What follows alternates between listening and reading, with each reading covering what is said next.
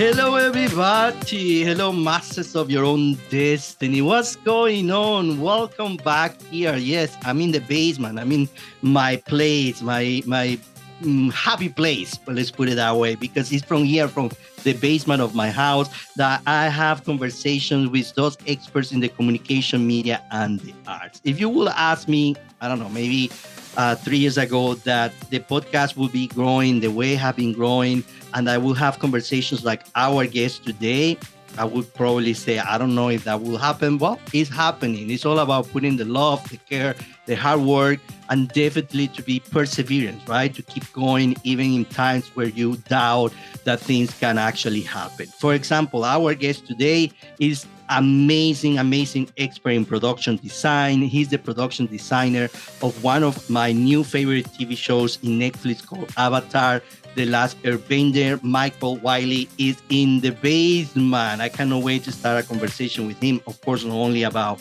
the show Avatar, The Last Airbender, but about his career in general. I mean, Michael has been involved in movies, production design of movies such as Men in Black.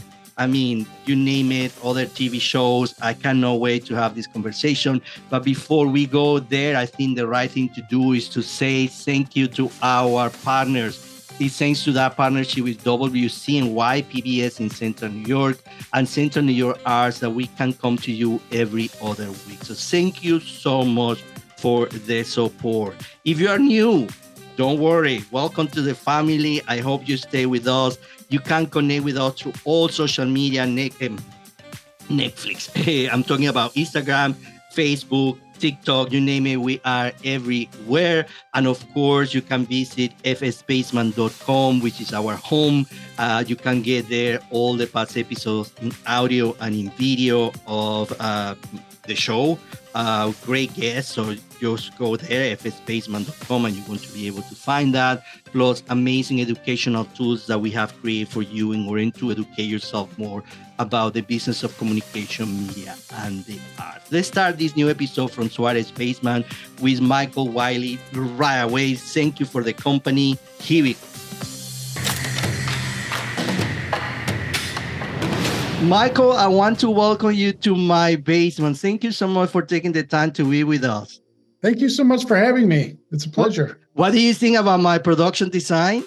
It's very good. It's very realistic. It's very realistic. Yeah. I try. You know, the basement doesn't look very good, so I put some touches to make it look a little better. You did very well, sir. Michael, listen, of course, I'm always fascinated with everything that have to do with visual storytelling. That's the whole point of this podcast. It's an educational podcast for students who are coming into the field, right? So you have been working in production design for quite a while, from Breaking Bad, sorry, for Men in Black 2, right? The movie. And now you are working in one of my favorite TV shows, Avatar, The Last Airbender. Yes. How the industry had changed, because again, you were working in movies, now we are working in television. I guess my question is, in your experience, how the industry had changed for you as a production designer? What new opportunities are out there? Well, first of all, not to be too specific, but I started out a long time before that doing regular production. I was like a prop guy. I was an art department assistant. And then I started designing commercials for a long time, and that was really where I learned how to do. That's where I really learned how to do this. Like, you know, every kind of 2 weeks we were doing a different everything. So it was really good training. It's very much like doing a soap opera or something. You have to, you really have to do things quickly, and you can't over consider things and all that kind of stuff. So I did do commercials for a really long time, and then got a break on a TV show that the pilot of which had been directed by Barry Sonnenfeld, and that's how I got in the whole Men in Black kind of world. But the way things have changed now is there's a lot more people involved. There's a lot more money involved, and and the technology has really gone crazy. Like back, I hate to sound like somebody's dad, but like back when we were doing this, we were hand drawing sets, and we were taking pictures of things and going and having the pictures developed. And there was a really long lag of between what we did then and what we do now. In fact, when I got that first TV job with, and Barry Sonnenfeld was the executive producer, he insisted that I get an email address because I didn't have an email address then. So that, like, we were still stopping at phone booths and calling people from pagers. So things have changed a lot. You didn't have instant access to people. You didn't have instant anything. If you wanted a representation of what you thought you were going to do, somebody had to draw it and then take a picture of it. And maybe, and I don't remember how people, like in New York, for example, could see what we were doing, but that's when email first started. So things have changed a lot. Everything now is instant, and you can be on a Zoom meeting and have somebody typing in things, what we think they're going to look like, and have 19 producers say, no, that's not what I was thinking, and then go through all 19 of the versions that they were thinking. So it's very fast now, and it's very, I would have to say, impersonal. It's really, really impersonal.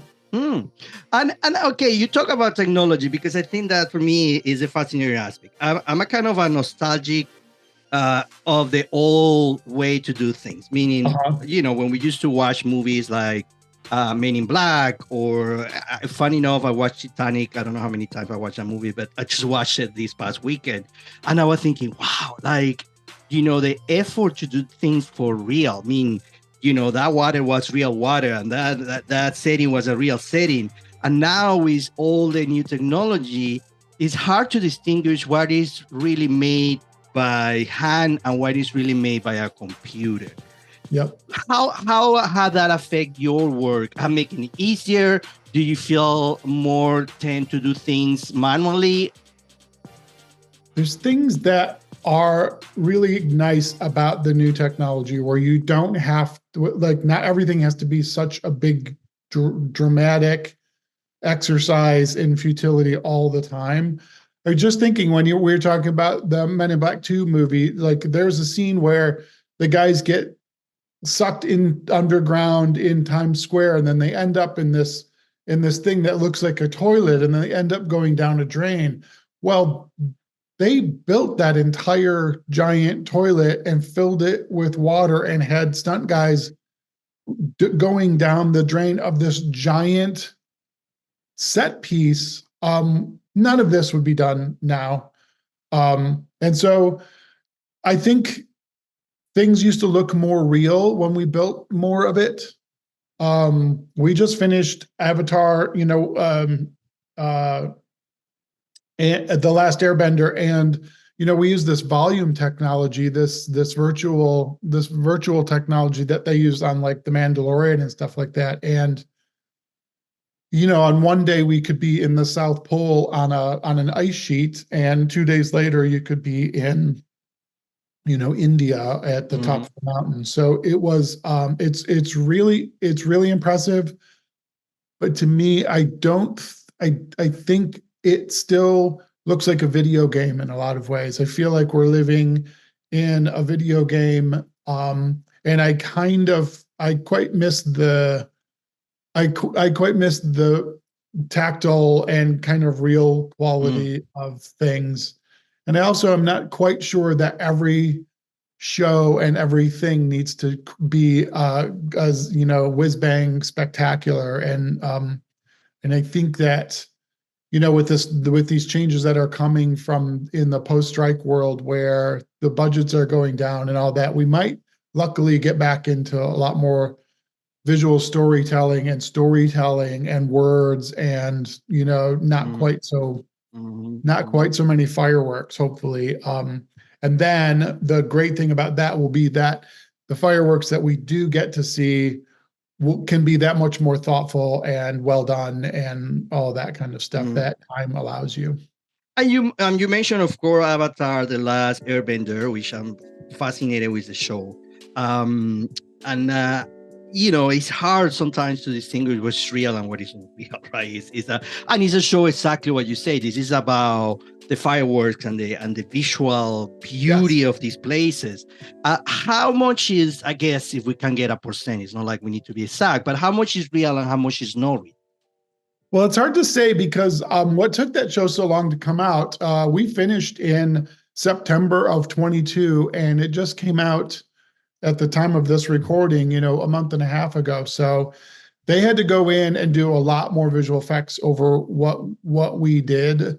So the interesting answer is that I don't know most of the time but we did build, because of the way the show was shot and because of how many sets there were per episode, we did have to go and build a lot of real sets. So there, like in the first couple of episodes, there's a big, what looks like a Japanese village called Kiyoshi Village. That was all built in a active gravel pit in British Columbia, and we built all the roads, we built all of the buildings, we built a river that ran through the middle of it. The Greens people cut down 40-foot tall pine trees and buried them in the ground next to the building so that everything looked like it had been there for quite a long time.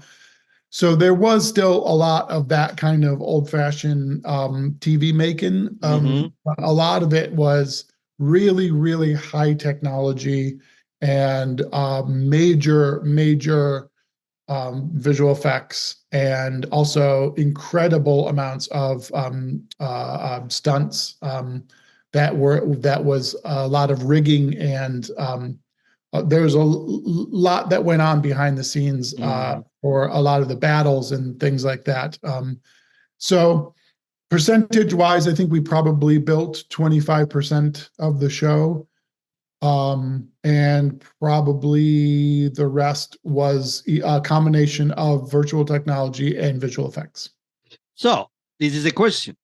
And I want you to it's a two-part question. One is, let's define what a production designer is, based on what I understand is the person who take care of everything that is going to be in front of the camera, right? How it's going to be perceived. If that is the case, how much is your involvement in the actual no real stuff, meaning in the actual computer animated stuff? Do you still have control over the concept? Well, control is a very interesting word. But the way that it was meant to work was that for a lot of these environments that were being created in virtual production, what we did was a ton of visual research. We sent them millions of pictures of what we thought things looked like, and textures and insets of textures and all kinds of stuff, so that these Unreal engines could make these images. And then what was supposed to happen was that, first of all, the time between when the sets were designed by us, sent to artists all over the world to get made into these Unreal images, was 6 months. So we would send them away and not see anything again for probably 4 or 5 months, where we were allowed to then give notes, and then the artists were able to make changes, and then the thing would get delivered to the stage. Somewhere along those 4 or 5 months, visual effects more or less took over, and they were in charge of the vendors, they were in charge of the artists, they were in charge of. So what we learned was that we had to give them a very concise idea of what this environment needed to look like. And then you cross your fingers, and when it comes back, it's like an unboxing video. You kind of get to see what they came up with. And so the original idea, the original concept was the art department, and the final product was not. And then there's another layer that, again, when I say that the reason that it took so long was then there was another visual effects layer over that virtual layer, which is what took so long. And that's a whole nother set of artists. And I wasn't even on payroll for that part. So you start to get the picture of how much influence I do not have over what some of this stuff looks like. But the good news is that a lot of people, a lot of um, visual effects producers and visual effects supervisors and the like are really starting to get interested in the idea of the art department of the original show staying on a bit longer to have a little bit more influence about what the show looks like. So there's an evolution happening. I don't know how long that'll take, but it's definitely happening.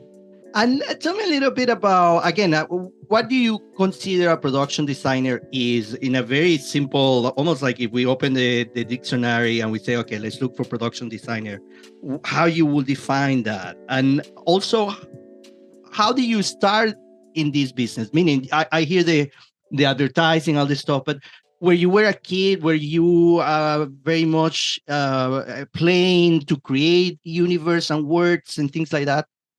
Well, the first question is that I think for me, what a production designer is, there's a very large technical aspect to this, but in my opinion, and the way I approach it is that I am a writer sitting in the back of the writing room, creating background stories that no one will ever read, but that I can use visually to help tell the character's story and to make this, whatever the project is, a television show or a movie or anything, look like what it is. I know that sounds very vague, but in a lot of my work, you like the designers that I really admire are the ones who, when you see the film, you know who did it, but not because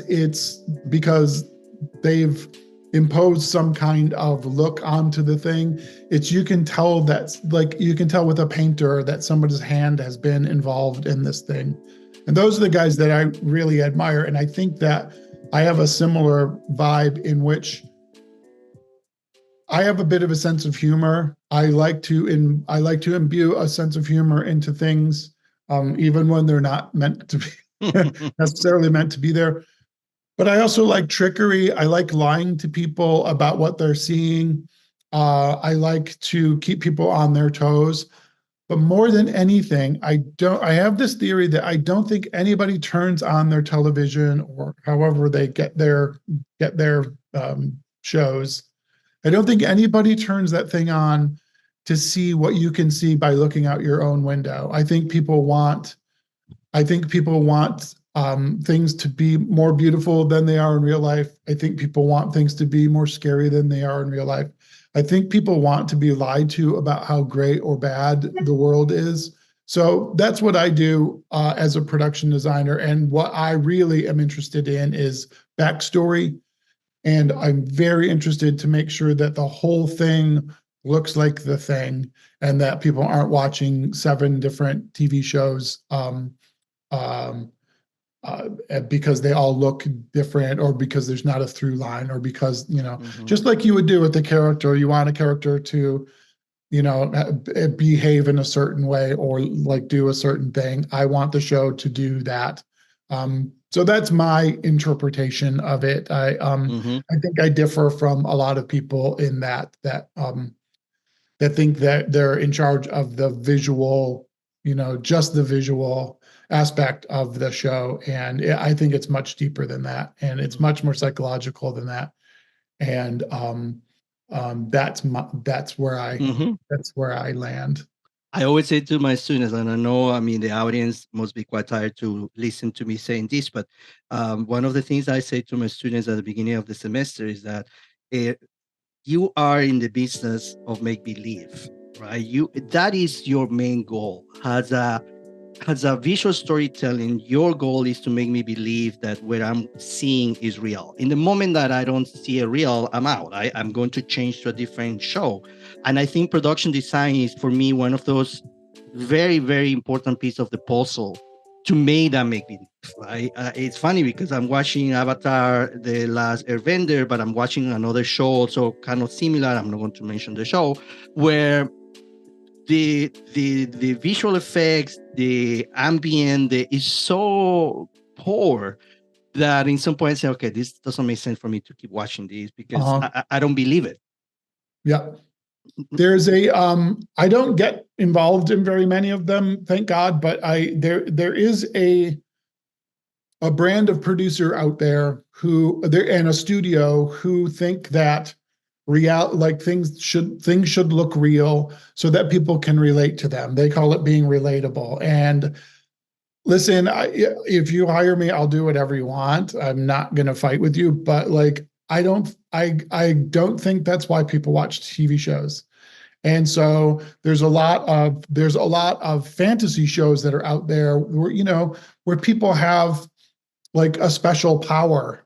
And studio people think that, and a lot of directors think that in order for the special power to have impact, it needs to be utilized against a background that we can relate to, or a background that's mundane, so that it stands out. Like, no, you have to create a world in which those things are possible. And by making a world where those things are possible, a viewer sitting at home in Flint, Michigan would not necessarily relate to it in any way.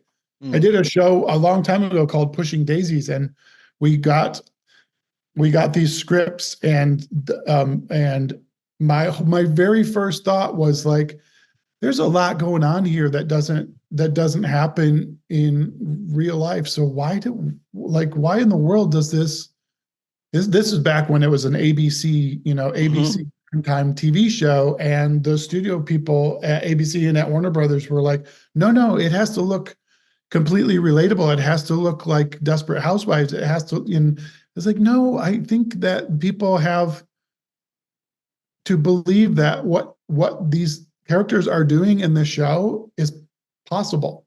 Right.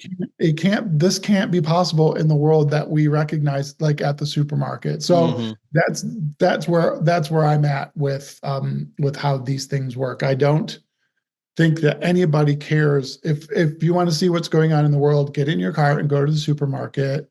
And if you want to see what's going on, in the world of Avatar: The Last Airbender, then, pay your Netflix subscription and watch it there. And Michael, it's impossible to talk about production design, and I know it's like this subject that is kind of hot now, in the sense everybody wants to talk about AI this, AI that. But it's a reality, right? I mean, it's not like I'm actually quite, I don't know if the word is scared, but I mean, the things that I'm able to see that you can accomplish with AI in this day is like crazy stuff, right? Do you think in the future studios and of course TV studios, Netflix, Hulu, whoever is behind the production of these great shows that we are watching, will use this tool as a way to cost efficient, meaning like I don't need to start building a whole set when I can actually create these through AI? Is that where we're going, do you think, or what is your perception being you in the industry? Historically, people have run with their hair on fire, thinking that the industry is ending tomorrow because something's going to change. And very few times you see things change in the way that people thought that they were going to change. And so things are going to change. You can tell a computer to do something, and it does a really remarkable job of doing that thing. Running from it or being scared of it, I don't think is the reaction that we all need to have right now. But what I did learn from doing Avatar is that we had all of this crazy, expensive, unbelievable technology, and they're talking about doing season 2 right now, and they're not going to use any of that technology because it didn't enhance the storytelling of the show. So all this stuff exists. Somebody's going to figure out a really great way to use it. But I don't know if you remember, 30 years ago, people were talking about actors being replaced by, they were doing those commercials that had Marilyn Monroe with her mouth moving Mm-hmm, like a mm-hmm. puppet. And everyone was freaked out. Every actor I knew was freaked out that they were never going to work again because they had a Marilyn puppet that could fake out being real. What we learned from Avatar, and this is the last thing I worked on, so this is the last thing I've learned. The strike is killing me, but what we learned was people still want people still want the old-fashioned way of doing things. Now, a lot of people are going to do newfangled stuff, and it's going to be really great. You're going to start seeing 18-year-olds designing and filming like amazing stuff on their computers in their basement, and I think it's going to be awesome. Is it the wave of the future? Don't quote me, but Mm-hmm. I don't think anybody's even considering replacing actors with fake actors. I don't think anybody's even considering replacing entire films with like virtual sets. Mm. Before we go, what you would say to all those listeners and students who want to pursue this as a career? Any advice for them? What are you looking? Let's say if you were looking for a production design assistant, what type of young individual are you looking for?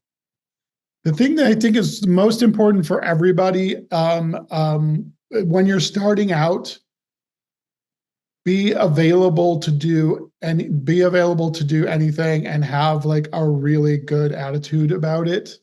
You'd be surprised at the stuff that you learn whilst being asked to do something that seems really mundane and dumb. And then when you finally get a chance to do the thing that you want to do, do not be afraid. Do not be afraid of making a mistake. Do not be afraid of people not liking what you're doing. That's the last thing that you should be thinking about. Get fired as many times as you can. Make friends with like really, really creative people, and be as creative as you possibly can be, because somebody will see you in the corner and say, I hire so many people that don't have the experience that they should have to work on the level of shows that I do sometimes. And I hire these people because I see Mm. interest and I see clever creativity. And most importantly, I see these young kids now have a really bad reputation of not wanting to do anything. And when you catch a kid straight out of school and you go like, listen, I know this is going to be an awful job, but will you please do the following thing? And they go like, yeah, I'll do it. Those are the people I'm looking for. And those are the people that producers are looking for when you get older and you start designing, and those who are studios are looking for to make sure that they get you and not the other person that did a show that looked remarkably similar to the one that you did, but aren't you. Be authentic. You already said it. Be authentic as you can. Tell your story the way that you think you want to tell it. And if people don't like it, Mhm. Right. say That's that. something that I learned through this process with the podcast is that a lot of the people that interview say, an artist doesn't should not do an art for somebody else. The Yeah, art is for you, and if somebody else tends to like it, that's a different story. But yeah, trying to please other people with your art, whatever that art mean, that craftsman of that art, is not the right way to do art. To be creative, and it's a very interesting concept. I never saw it that way until I started podcast and I start conversation with people like you that are so creative, so involved in that creative process. That I realize is true. You should not write a book for the sake of somebody else will like it or not. yeah, It's for you. yeah. Yeah. Michael, thank you so much. You are adorable. You are awesome. Thank you. Thank you so much. This has been a fantastic conversation. I want to thank, of course, PBS, WCNY in Central New York for the partnership, and Central New York Arts They are the no-profits who allow this podcast to come to life. Michael, all the good lucks in your next projects, and we will keep in touch. Yeah, thank you so much.